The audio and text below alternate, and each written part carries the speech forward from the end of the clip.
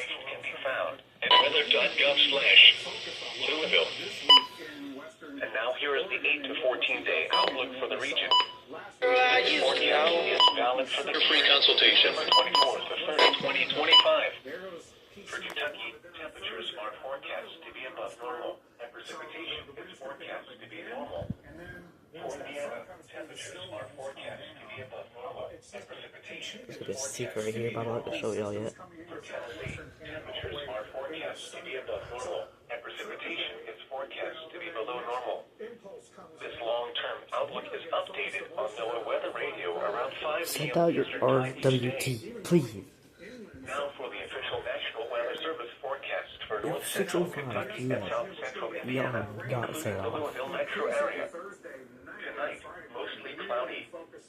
Near steady temperature in the upper 30s. Southwest winds 5 to 10 miles an hour. Wednesday, partly sunny in the morning then clearing. Highs in the upper 40s. Southwest winds 5 to 10 miles an hour. Wednesday night, partly cloudy. Oh, there it is. Yeah!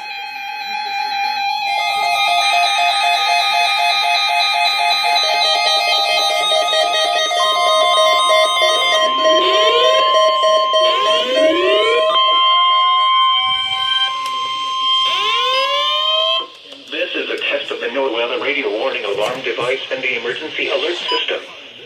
During potentially Guys, it's too dangerous far weather off. situations, Both together. specially built receivers are automatically activated to warn of the impending severe weather and or hazards in south central Indiana and north central Kentucky.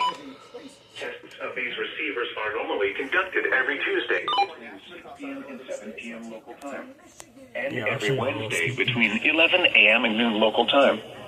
When there is a threat of or existing severe weather in the area, the test is postponed until the next available. That's just the